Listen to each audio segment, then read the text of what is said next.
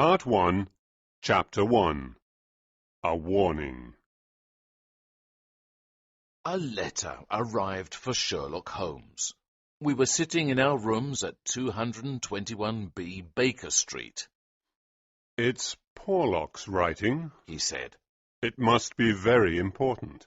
Who is Porlock? I asked. Porlock is just a name. It's not his real one. He is a man who is in touch with the great criminal mastermind, Professor Moriarty. You've heard me talk about him? Yes, he's famous among criminals, but unknown to the public. That's right. He's the brain that controls all crime. We'll catch him one day, Watson. Anyway, what about this letter and Porlock? He works for Professor Moriarty. He has sent me information twice before, which has helped to prevent crimes. Holmes opened the letter and read it. The message said that a man called Douglas at Burlston Manor House was in great danger. There was a knock at the door, and Inspector MacDonald of Scotland Yard walked in. Holmes looked pleased to see him. You're out early? He said. But the inspector had stopped suddenly. He was staring at the message. Douglas! Burlstone? What's this, Mr. Holmes? Magic?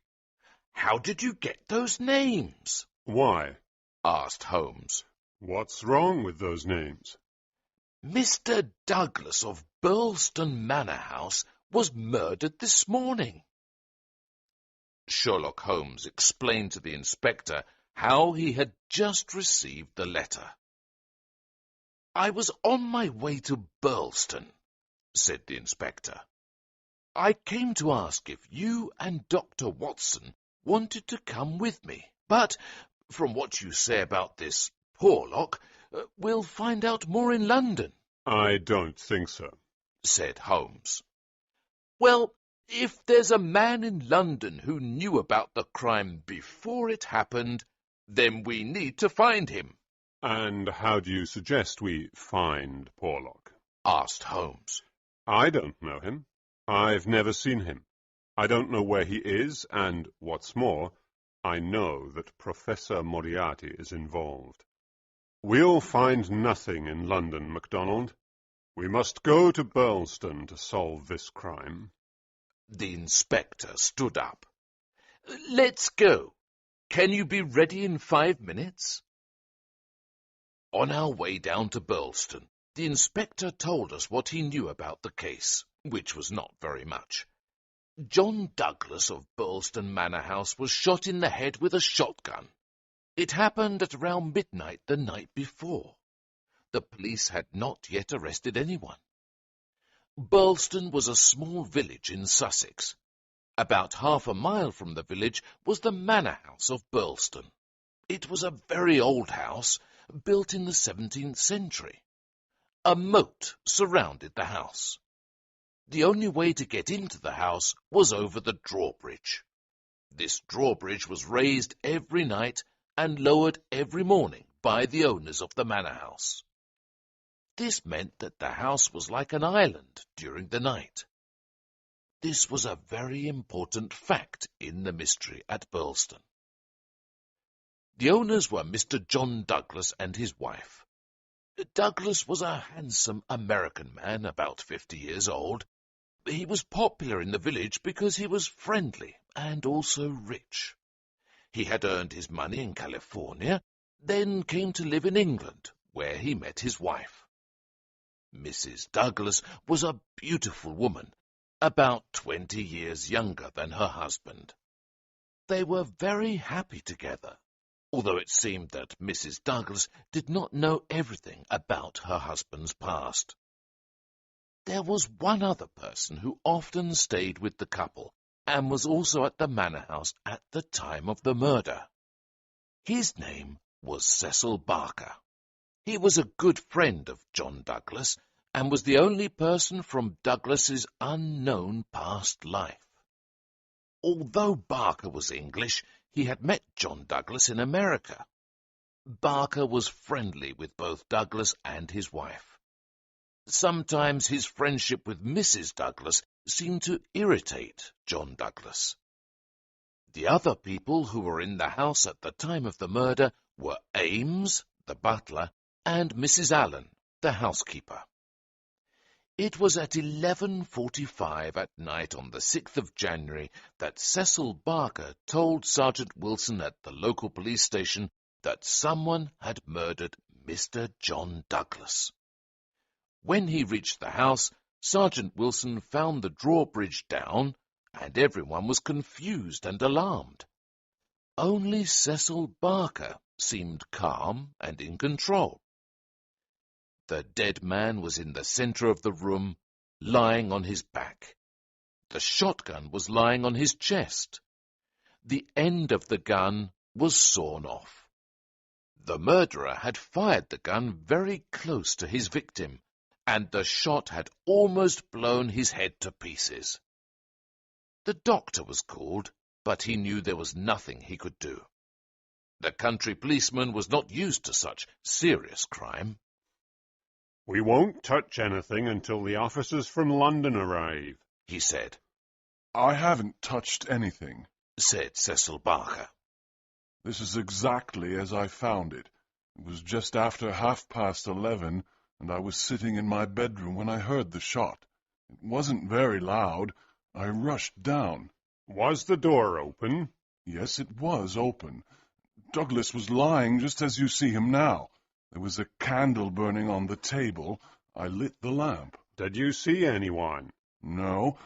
I heard Mrs. Douglas coming down the stairs behind me, and I rushed out to stop her from seeing this terrible sight." "But wasn't the drawbridge raised as usual?" "Yes, it was up until I lowered it," said Barker. "Then how could the murderer have got away?" "Look." Barker pulled back the curtain. One of the windows was wide open. "Look at this." He pointed to a bloodstain that was shaped like a footprint. "Someone has climbed out here." "You think that someone waded across the moat?" "Exactly." "Well, you were in the room half a minute after the murder, so this means that he was in the water then." "I know. I didn't know the window was open because it was hidden by the curtain." The policeman was thinking. "You're saying that the man escaped by wading across the moat. But how did he get into the house if the drawbridge was up?" "That's a good question," agreed Barker. Chapter 2. Murder at Burlston. "What time was the bridge raised?"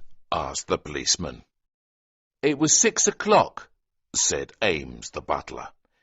Mrs. Douglas had visitors, so I raised it after they left."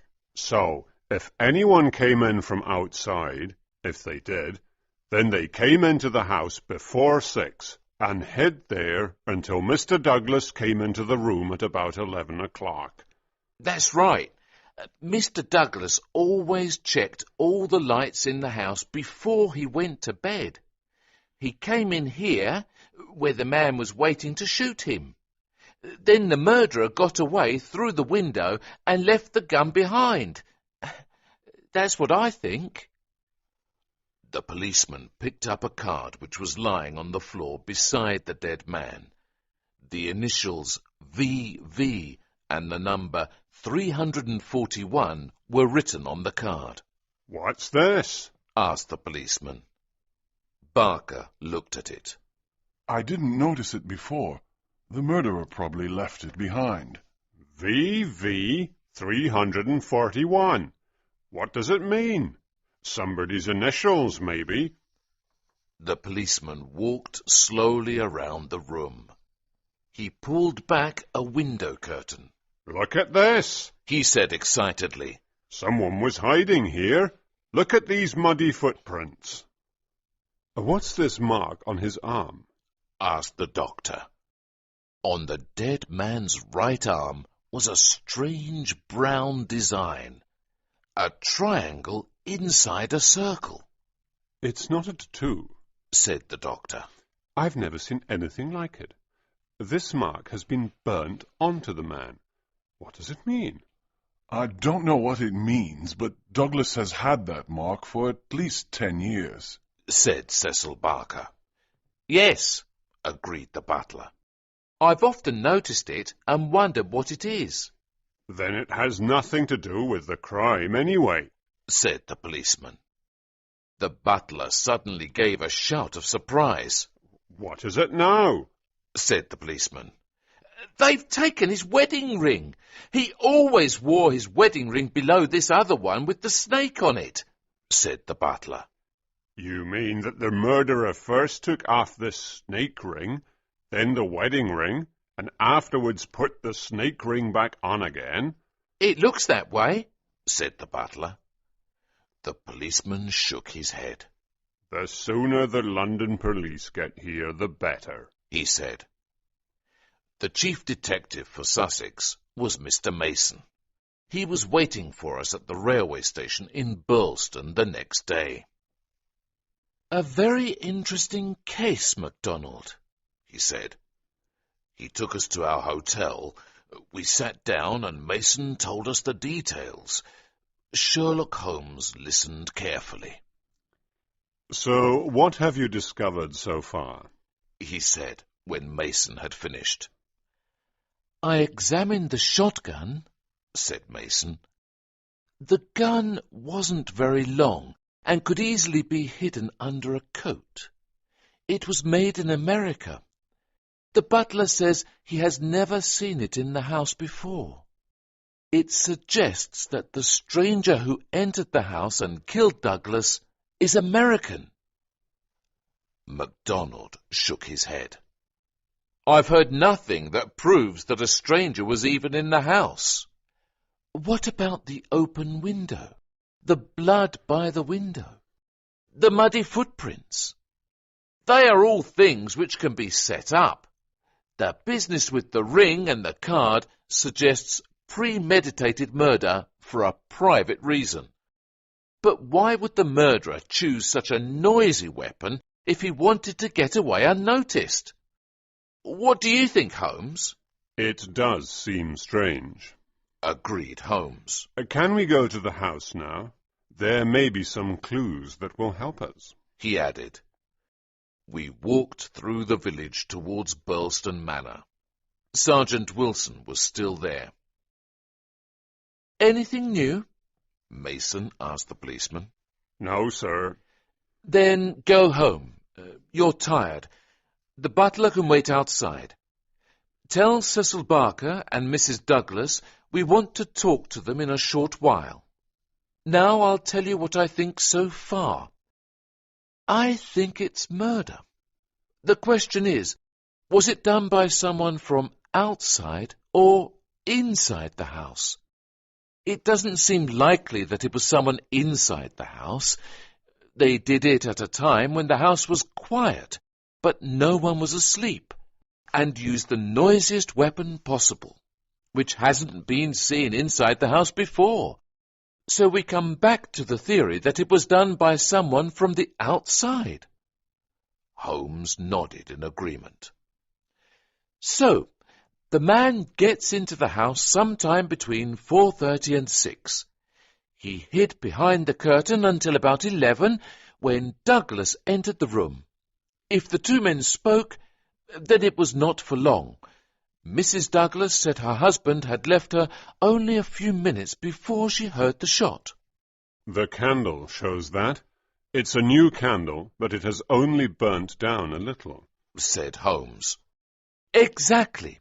That means he put it on the table before he was attacked. This shows he wasn't attacked as soon as he entered the room. When Barker arrived, the candle was lit and the lamp was out. That all seems clear, said Holmes. So, Douglas enters the room. He puts down the candle. A man appears from behind the curtain with a gun. He asks for the wedding ring. We don't know why, but it seems so. Mr. Douglas gives it to him. Then the man shoots Douglas. He drops the gun and this card, VV 341, whatever that means, and then escapes through the window and across the moat, just as Cecil Barker discovers the crime. How does that sound, Mr. Holmes? Interesting, but not very believable, said Holmes. What's your theory then, Holmes? I'd like a few more facts before I come up with a theory, said Holmes. Ames, can you come in here for a moment, please? The butler came in. Now, you've seen this mark on Mr. Douglas's arm before. Often, sir, agreed Ames. There is also a small piece of plaster on Mr. Douglas's chin. Did you see that when he was alive? Asked Holmes. Yes, sir.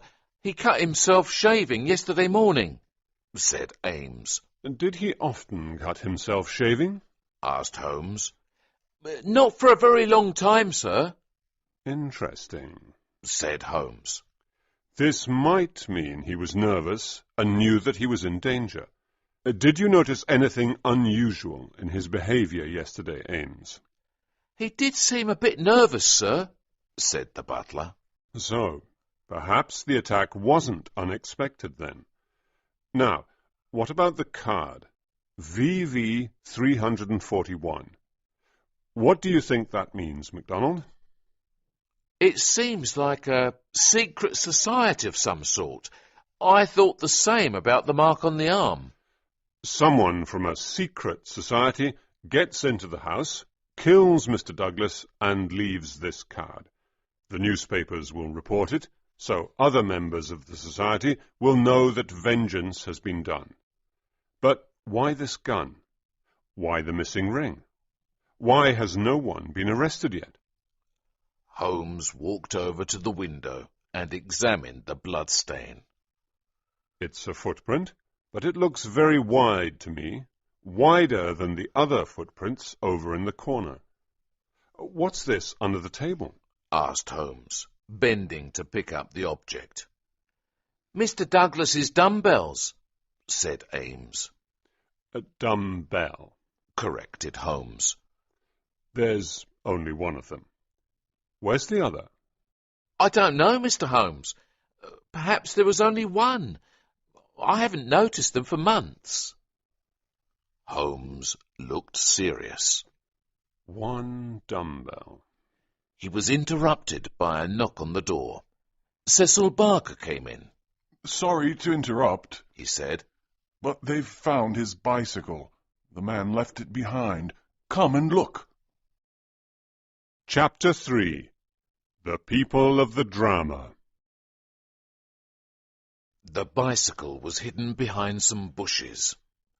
Well, it's something, said Mason. But why has the man left it behind? How did he get away without it? We are no closer to solving this mystery, Holmes. Aren't we? Answered Holmes thoughtfully. We moved to the dining room to hear evidence from the people who were in the house at the time of the murder. Ames the butler told us what he had heard and seen. He had not heard the shot because he was at the back of the house in the kitchen. He heard the ringing of the bell which called for the servants of the house. He and the housekeeper went to the front of the house together.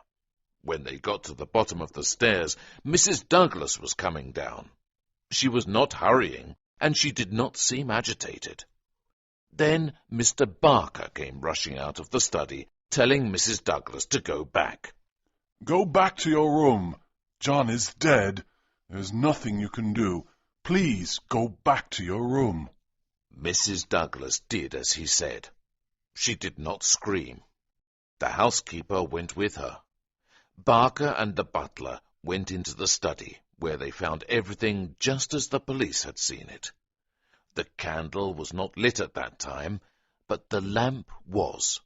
They looked out of the window, but it was very dark, and they had seen and heard nothing. The housekeeper said that Mrs. Douglas had been scared, but had not tried to go downstairs. The housekeeper stayed with her that night. Cecil Barker was next. He told the police his theory about the murder. There were some events in Douglas's life that he never spoke about. Barker had met Douglas, who was a widower at the time, in California. They ran a successful mining company together. Douglas had suddenly sold his share and gone to England. Afterwards, Barker also sold his share and went to England, where he and John Douglas met again. Barker thought that Douglas was in some danger. He thought that a secret society was after John and wanted to kill him. "How long were you together in California?" asked MacDonald. 5 years altogether, said Barker. "And he was a widower, you said. Do you know where his first wife was from?" he asked. No, but I saw a picture of her. She was a very beautiful woman. She died the year before I met him. Was there anything strange about him in California? Only that he didn't like to be near other men. That's why I thought someone was after him. I think he had a warning of some sort. That's why he left so suddenly for Europe. Only a few days after he left, some men were asking about him," said Barker. "That was 6 years ago. Before that, you were together for 5 years in California. 11 years is a long time to keep a fight going. It was definitely something serious. Did you know Mrs. Douglas before the marriage?" "No, I didn't." "But you've seen a lot of her since." "What are you saying, Detective? I've seen a lot of him since, and so of course I have become friends with Mrs. Douglas." "Was Mr. Douglas happy about your friendship with his wife?" "You have no right to ask such questions," said Barker angrily. The inspector waited. "Well, I suppose you have to do your job. Please don't ask Mrs. Douglas about this. She's worried enough. Douglas had just one fault, and that was his jealousy. But no man had a more loving and faithful wife or a more loyal friend." "But the fact that the wedding ring has gone suggests that the marriage and the murder are connected, don't you think?" "I don't know what it suggests," said Barker. "but I think you're on the wrong track." The next witness was Mrs. Douglas. She was a tall, beautiful woman of 30. Her face was very white, but she seemed calm. "Have you found anything out yet?" she asked. "We're doing all we can, Mrs. Douglas. Perhaps you may be able to help us. Mr. Barker said that you were never actually in the room where the tragedy took place." "That's right. He told me to go back to my room." "You have only known your husband in England. Is that right?" "Yes. We've been married for 5 years. "Have you heard him speak of something that happened in America which may be dangerous for him?" Mrs. Douglas thought carefully before answering. "Yes," she said finally. "I have always felt that there was some sort of danger from his past, but he didn't talk to me about it."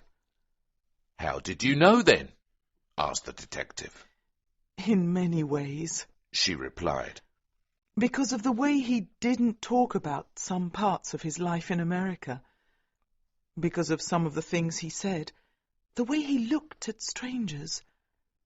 I always felt sure that he had some powerful enemies, and that he was always ready to defend himself." What sort of things did he say? asked Sherlock Holmes. "The Valley of Fear," replied Mrs. Douglas. "He said, 'I have been in the Valley of Fear, and I'm not out of it yet.' I asked him, 'Can we ever get out of the Valley of Fear?' And he said very seriously, 'Sometimes I don't think we ever will.'" But didn't you ask him what he meant by the Valley of Fear? "Of course, but he never told me. All I know is that it was a real valley that he lived in once, where something terrible happened. I can't tell you any more." Did he ever mention any names? "Yes, once when he had a fever. He said the name Master McGinty. There was definitely a connection between the Valley of Fear and Master McGinty." You've heard that his wedding ring was taken. Why do you think that is? I really don't know. She replied. It's an extraordinary thing. Well, we won't keep you any longer. Thank you for your time, Mrs. Douglas. If there is anything else, we can ask you later. Mrs. Douglas left the room. She's a very beautiful woman, said MacDonald thoughtfully. This man Barker has been here a lot. There may be something between them. He admits that the dead man was jealous. Then there's that wedding ring. What do you think, Mr. Holmes? Chapter 4. The Missing Dumbbell. Holmes called the butler in. Can you remember, Ames, what Mr. Barker was wearing on his feet when you joined him in the study? Yes, Mr. Holmes. He had a pair of bedroom slippers on. I brought him his boots when he went for the police. Where are the slippers now? They are still under a chair in the hall. Good. It's important to know which footprints belong to Mr. Barker and which come from outside. Yes, sir. I noticed that the slippers were marked with blood, sir. So were mine. Thank you, Ames. We returned to the study. Holmes brought the slippers with him from the hall. The slippers were dark with blood. Strange, said Holmes. He was examining the slippers by the light of the window. Very strange indeed. He placed the slipper on the bloodstain under the window. It matched exactly. Holmes looked at the others. MacDonald looked excited. Barker made the mark under the window himself. What's going on, Holmes? What does it mean? That's the question, said Holmes. What does it mean? The three detectives had many small details to investigate. I decided to return to the village on my own. I walked through the garden of the house. At the far end was a hedge of yew trees. Behind these was a stone seat, hidden from view. As I approached, I heard some voices coming from the area of the stone seat. I came around the trees and saw Mrs. Douglas and Mr. Barker. They did not see me straight away. I was shocked by Mrs. Douglas's appearance. Before, she had been very quiet. Now her eyes were shining, and she was laughing at something Barker had just said. Barker was also smiling. Just too late they both saw me and assumed more serious expressions. They spoke briefly to each other. Then Barker got up and walked towards me. Excuse me, sir, but are you Dr. Watson? Mrs. Douglas wants to ask you something. I did not really want to talk to her. I saw clearly in my mind the body of the dead man lying on the floor. Here, only a few hours after the tragedy, was his wife laughing with another man. But I went over to them. You're a good friend of Mr. Holmes.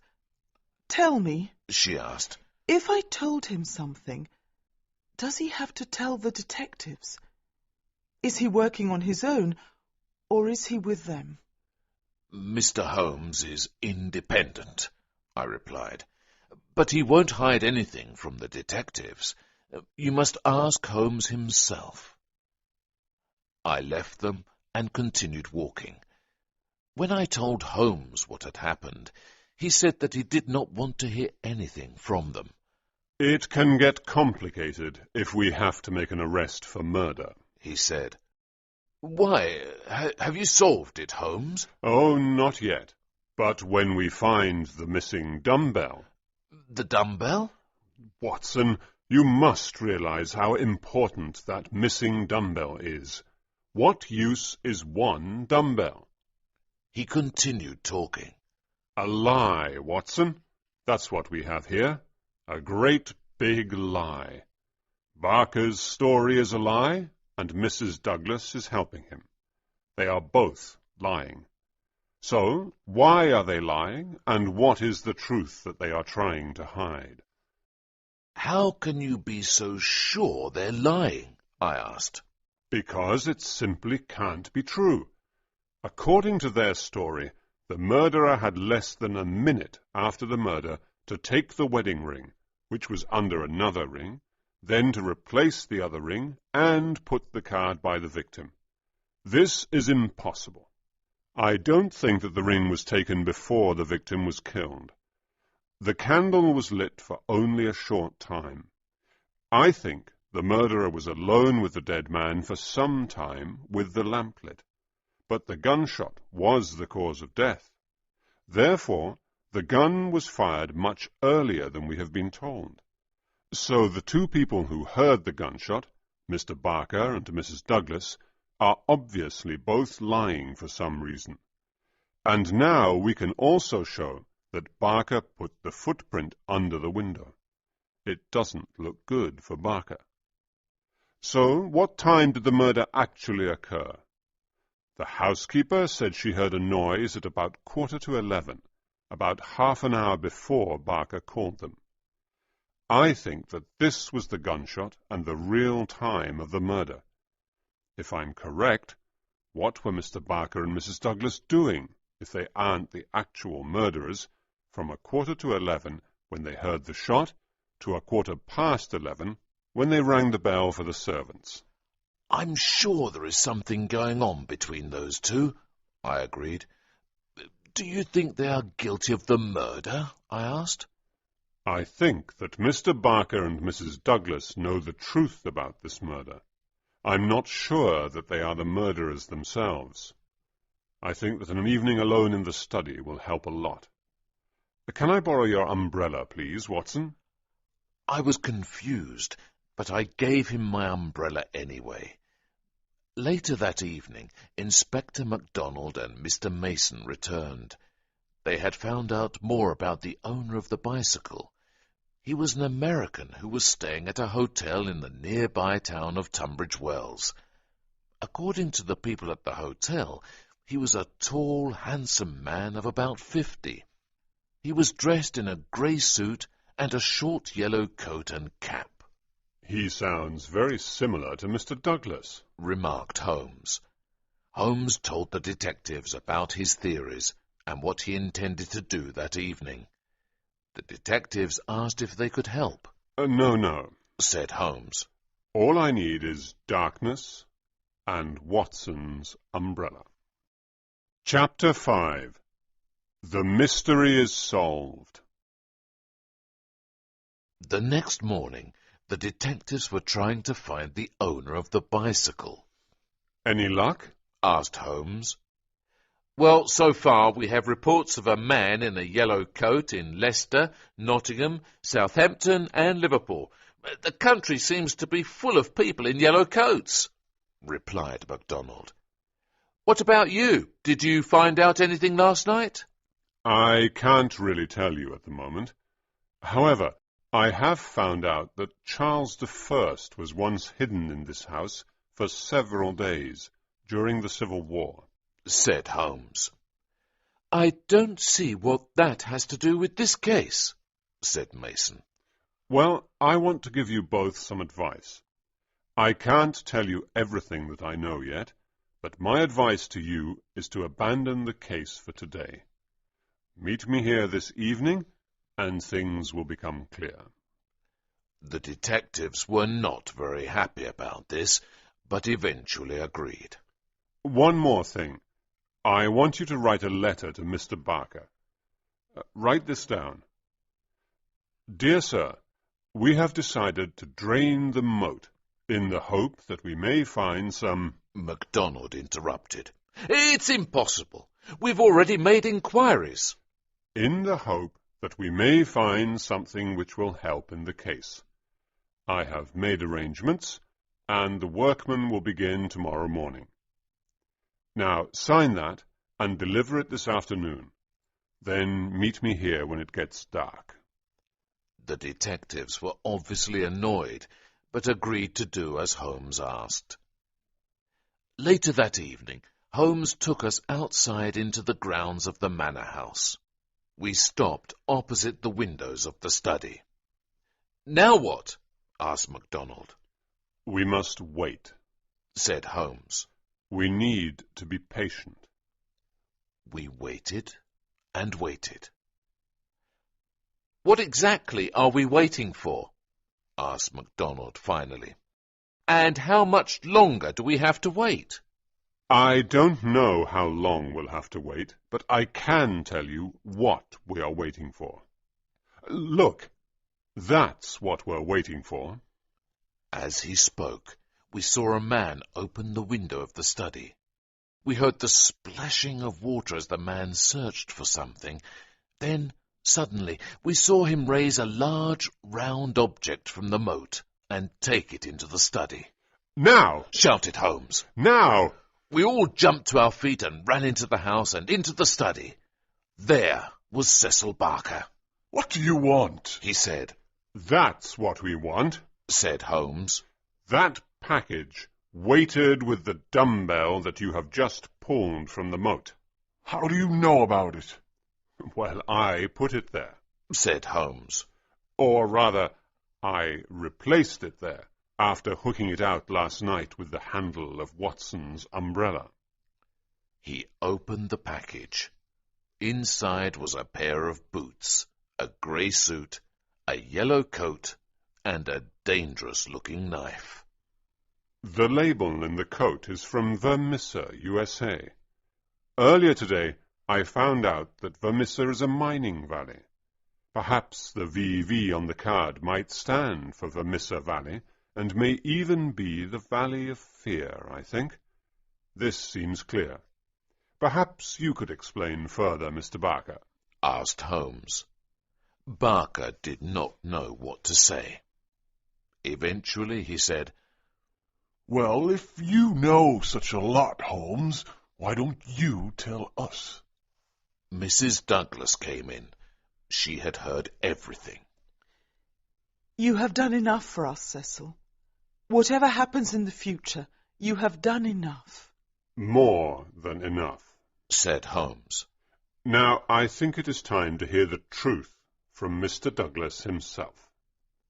We were all astonished at Holmes's words. As he spoke, a man seemed to have come out from the wall in a dark corner of the room. Mrs. Douglas turned and put her arms around her husband. "I'm sure it's best this way, John," she said. The man looked at us. He came to me and gave me a package. "I've heard of you," he said.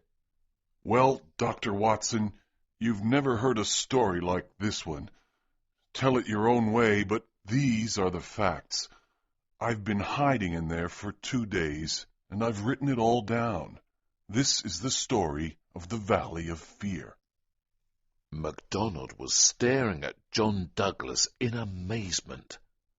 "Well, if you're John Douglas, whose murder have we been investigating for the past 2 days? And where did you just come from?" "Don't you remember me telling you that Charles I was once hidden in this house?" Holmes reminded him. "When I found the clothes in the moat, it became clear that the body was not that of John Douglas, but must be the body of the cyclist from Tunbridge Wells. So, then I had to find out where Mr. Douglas was hiding." "He's right. I won't start at the beginning," said John Douglas. "But there are some men who won't leave me alone until I'm dead. They forced me out of America. I wanted to spend my last years here in peace. I never told my wife how things were because I didn't want to worry her. I was in Tunbridge Wells the day before these events, and I saw a man in the street who I recognized immediately. He was my worst enemy, so I knew that there was trouble coming. I came home and prepared myself. All day I was nervous, but when the drawbridge was up, I felt safe. Then when I was checking the lights before going to bed, I saw his boot under the curtain. I put down the candle, and he jumped out at me and got the gun from under his coat. We were fighting, and I was trying to take the gun out of his hands before he could fire. Maybe it was me that pulled the trigger, or maybe it just went off in the fight. Anyway, he took the shot full in the face. I was looking at all that was left of Ted Baldwin. I was in shock when I heard Barker and my wife coming. I ran to the door and stopped her. We thought that the servants would be there any minute, but they didn't come. They hadn't heard anything. That was when I thought of the plan. The man has the same mark as I have, the mark of the lodge. He was also about the same height and size as me. His face was unrecognizable. We tied his clothes to the dumbbell and threw them out of the window. Then we put my clothes on him. The card that was meant for my body was lying by his, and we put my ring on his finger. I didn't want to part with my wedding ring, but as you can see, I can't get it off anyway. I put a plaster on his chin where I have one myself at the moment. I thought that if I could hide for a while, we might at last have a chance to live the rest of our lives in peace. So I hid in the hiding place, and Barker did what he had to do. He made the mark by the window, and then, when everything was fixed, he rang the bell for the servants. That's the truth. Holmes looked serious. I don't think this story is over yet, Mr. Douglas. I see trouble ahead. And now, let us go back 20 years in time and travel thousands of miles to the west, so that I can tell you the beginning of this terrible story of John Douglas. And then we will meet in the rooms of Baker Street once more to hear how it ends.